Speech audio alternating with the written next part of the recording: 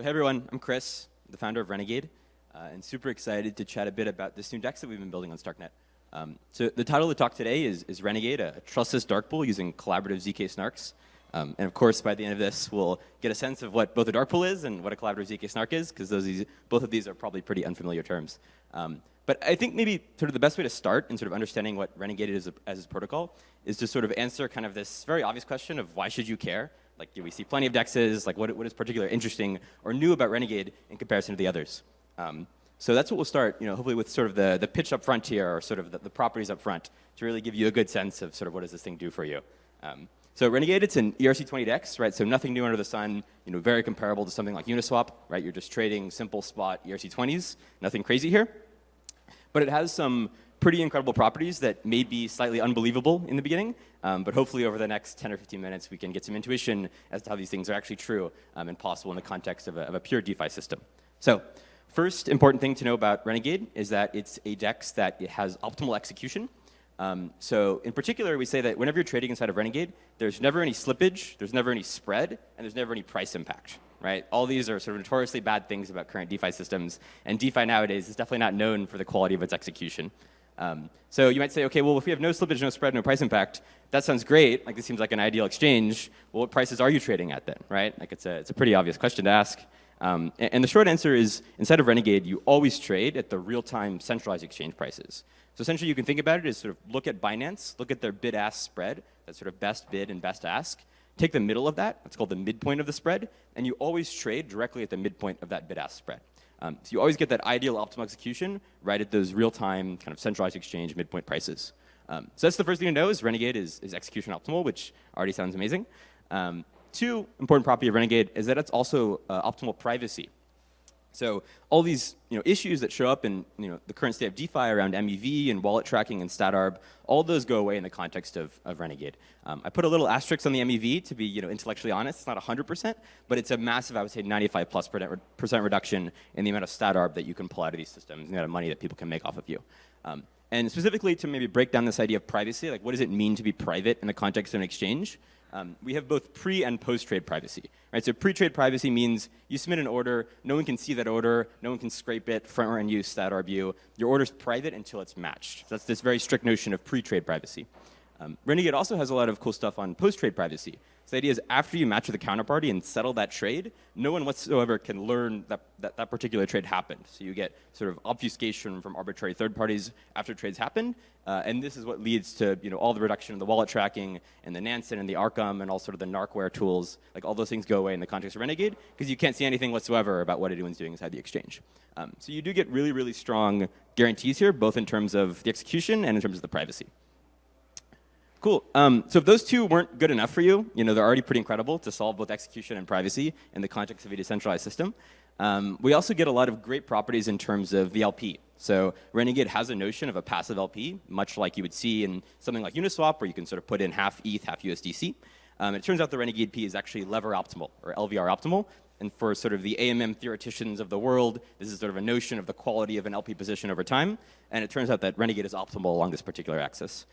So I won't spend too much time on this, because this is a massive rabbit hole, as you might imagine, in terms of the LVR components of Renegade. But it's an interesting connection to mention if you're particularly curious. Happy to chat more about it later. And the final thing, of sort of optimal execution, optimal privacy, LVR optimal wasn't good enough for you. We also have a lot of very interesting stuff going around KYC and AML. So we have a sort of notion of kind of opt-in compliance, where we as the protocol creators don't need to pick the particular level of KYC that's necessary in order to use the system. Instead, you as the user can opt in and say, hey, I want to trade with these particular types of counterparties, and I want to avoid trading with these other particular types of counterparties. So it has a very sort of friendly and DeFi native notion of actually being able to comply or sort of pick the counterparties you want to trade with. So this is kind of Renegade. And so if there's one slide that you only need to learn, this is it, in terms of sort of why this thing is interesting as a DEX, above and beyond what we've seen before. And I certainly don't expect you to believe these things in the beginning, because they all do sound a bit incredible. But I think sort of the real way of getting intuition of, like, how is this thing actually possible? Like, how do we achieve really good execution and really good privacy in the context of a DeFi system? I think the best way of learning that is to sort of back up a little bit and think about like trading at a very high level, 10,000 foot view, right? This sort of basic intuition around what goes on when we design a market or design an exchange. And the basic picture here, of course, we've all seen this before, is the idea of takers and makers, right? Takers are the ones with particular trading intentions. So in this particular example, we have one taker who wants to buy 5 ETH, the other one who wants to sell 10 ETH, right? And of course, both these takers hit these external marketplaces where market makers are behind them. And they pull liquidity from these market makers, and they sort of resolve their trades that way. And of course, market makers don't do it for free, right? And they sort of have a cost for this service. And the cost that you pay is the spread, right? It's that difference between the bid and the ask, where they sort of make that tiny profit margin as you trade against them. And they also have price impacts. They won't call you infinite size and so on. But this is sort of the idea. You're paying spread in exchange for that liquidity on these external exchanges. So from this kind of like very high-level view of like trading of takers and makers, there's a very natural question you might have, right? We have these two takers. One wants to buy 5, one wants to sell 10. Why don't we just match up the 5, right? Like already want to trade with each other. Let's do that instead of both of them needing to hit these external liquidity sources and pay these huge spreads there. So that's sort of the idea of what Renegade is and what a dark pool is. It's sort of this notion in TradFi, you call it internalization or crossing, where you can match up natural buy and sell interests together versus needing to hit the external sources of liquidity and pay those huge spreads and price impact and so on. So this is what Renegade is. Renegade is a network by which peers can find each other and anonymously net out these trading intentions in a way that doesn't require you to hit external sources of liquidity and sort of pull from that spread there. So that's sort of the idea. We're matching up buyers and sellers. And of course, we're matching up these buyers and sellers, but what prices do we use, right? Since there's no market maker, there's no LP, what price do you use to actually go and execute these trades? The short answer there is that we actually use the price feed from the exchange, but we don't use their liquidity, right? So we pull the prices from Binance, we pull the prices from Coinbase and so on, and we match these takers directly at those real-time prices from these exchanges in a way that you can cross these trades directly. So you can already see how we get this notion of sort of optimal execution because we're pulling external prices and merely crossing takers rather than needing to hit external sources of liquidity. So this is the core intuition on dark pools, is you sort of internalize or you cross these trades directly at the midpoint prices. Cool. So thinking about this very general notion of crossing or internalization or dark pools, and thinking about how to actually write this as a software system that can run on a blockchain, right? That's what we're doing at the end of the day. And roughly, you can sort of break down the Renegade architecture into 3 different components here. So 1 is pricing, 2 is execution, and 3 is settlement. Right? So pricing is what I mentioned before. This idea that our network will be pulling prices from external sources like Binance, like Coinbase, and Uniswap, in order to construct these sort of aggregate midpoint prices or aggregate robust medians, right? So that's sort of on the pricing angle, is we're pulling prices from these external sources. And you can probably barely see these arrows here, but you can see these prices are feeding into each node, right? So in sort of the center panel here on execution, we sort of represent each trader now as a node in our P2P network, right? And each node will be pulling these prices in from the external feeds and using those as reference prices in order to execute their trades, right? So maybe to dive into a bit around execution here, like what does it mean? Okay, we have this idea, Renegade, it's a P2P network where we're trying to cross these trades at these external prices from Coinbase and Binance. What does execution actually look like? Like what sort of messages are these peers passing between each other as they sort of participate in this protocol? And this is sort of the short view of what execution looks like inside of Renegade. So this is just, you have 2 peers that have found each other, and this is sort of the flow of messages that they'll pass back and forth.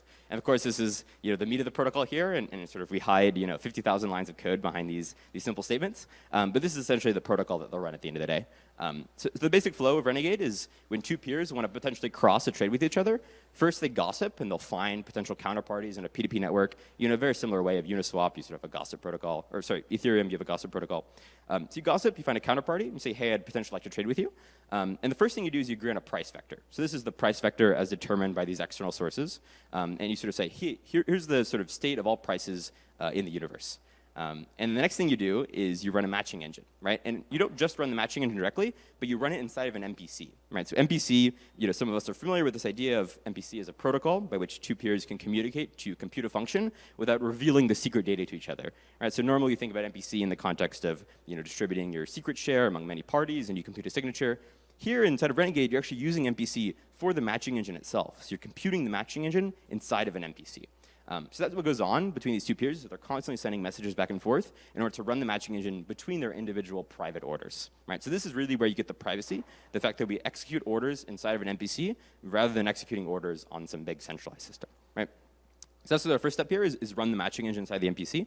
We're not done quite yet. Right? Once we run this MPC to turn the matching engine, we do a sort of a second step here where we actually generate a proof of the matching engine execution inside of an MPC as well. So this is sort of the core idea of the collaborative snark, and this is sort of the genius that sort of we pulled from the academic literature of this idea of you can actually have a performant and efficient scheme to compute zero-knowledge proofs in the context of an MPC over distributed secrets.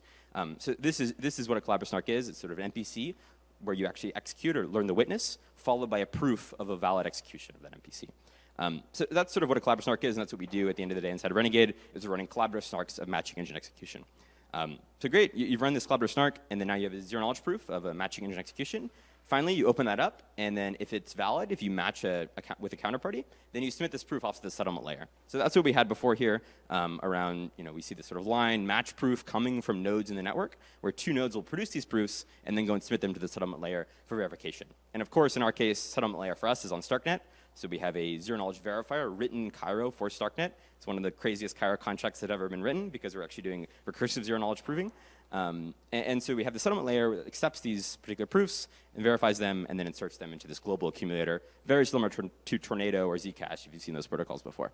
So that's sort of the architecture at a high level, sort of pricing, execution, followed by settlement of zero-knowledge proofs.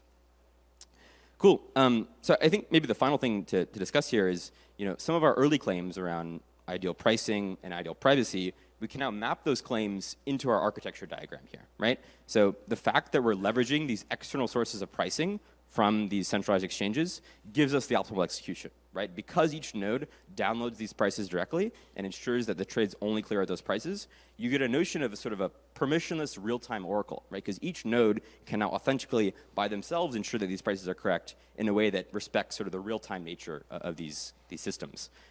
So the pricing module is sort of what leads to the ideal execution. The next and sort of the actual kind of execution or P2P layer, that's where you really get some of the privacy elements, right? So in particular, I mentioned this notion of pre-trade privacy and post-trade privacy, right? We get pre-trade privacy because when two peers talk, they only run MPCs with each other, right? They only communicate about their private state via an MPC. And because you're only running an MPC, you get very, very strong notions of pre-trade privacy, so you don't have to leak your order in advance to some centralized entity. So that's sort of on the execution angle. And then finally, on settlement here, this is where the post-trade privacy comes, right? This simple fact that our network only produces zero-knowledge proofs. It doesn't actually ever reveal any order information whatsoever. And because the settlement layer only ever sees these zero-knowledge proofs, it enables really, really strong notions of post-trade privacy, where now you can't, wallet track and copy trade and see what everyone's doing and see their exact flow of funds and so on. We get strong post-trade privacy because we always settle in zero-knowledge. Cool. So that's kind of the high-level summary of Renegade. So, in review, Renegade, it's an ERC-20 DEX, simple spot exchange that has 4 important properties. So one, it's ideal execution, always pegged in real time to the midpoint price on centralized exchanges. 2, it's optimal privacy, both pre and post-trade, as ensured by these collaborative snarks, this sort of combination of MPC and zk. 3, it's lever 0, or it's lever optimal, in the sense that we have a notion of passive LP that we'll talk about in the future, but it sort of has these great kind of theoretical properties of AMM curvature.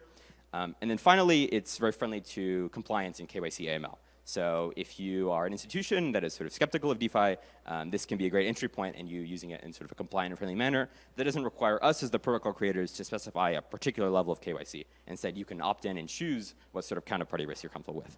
And of course, all this while maintaining pure trustlessness and being purely peer-to-peer. So there's no centralized entity, there's no central dealer, you don't need a sequencer, there's none of these things. At the end of the day, this idea and this network can run in sort of an authentically decentralized manner. So cool, that's the summary of Renegade. And to learn more, there's some great links here. So docs, white paper, and substack.renegade.fi. We also have a jobs page. We're hiring for people right here in San Francisco. And then finally, these are 2 Twitter links. That's for the company, and that bottom one is for me personally.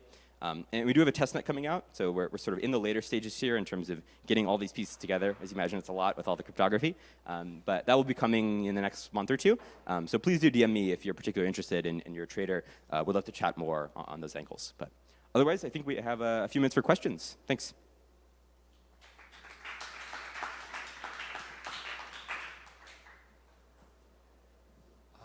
How many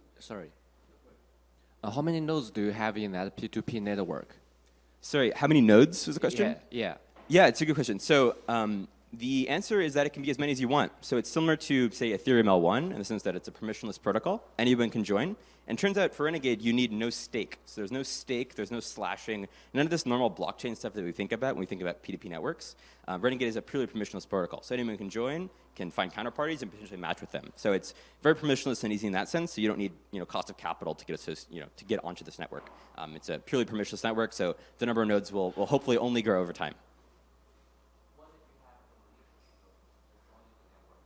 Malicious nodes?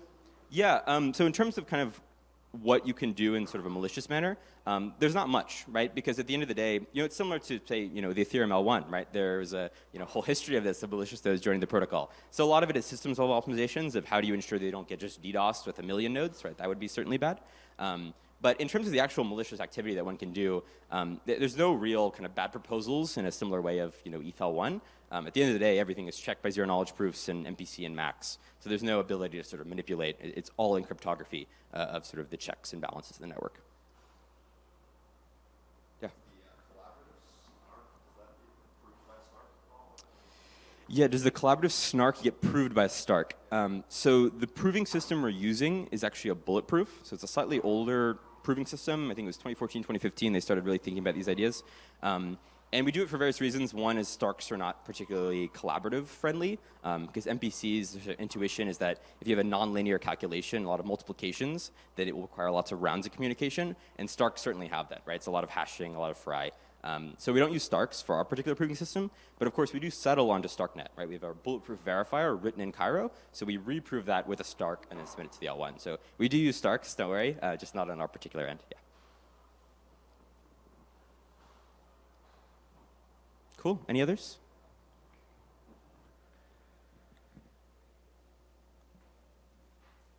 Real quick, could you touch on KYC? Like, how does that work in like a decentralized protocol? Yeah, it's a good question. And I didn't talk so much about how you actually do KYC in our protocol. I mentioned that it's very friendly and opt-in in that sense. But roughly, you can think about it, maybe going back to our, this slide here, Renegade is a P2P network, right? It's peers that are communicating with each other, traders that are communicating with each other. And from that point of view, you could now attach a lot of sort of side information to this network, right? So you could imagine, hey, I have this P2P network. I know all the potential peers that are out there. But at the end of the day, I only want to trade with certain peers that have satisfied my level of KYC.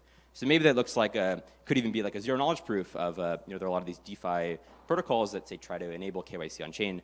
You could imagine something like a zero knowledge proof of a list inclusion in some white list of counterparties that are okay to trade with. And it now allows the individual as a trader in the network to opt in and choose what particular subset of the counterparties they want.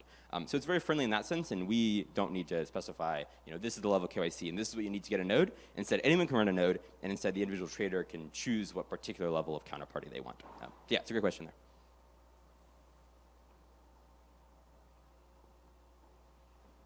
Cool, thank you.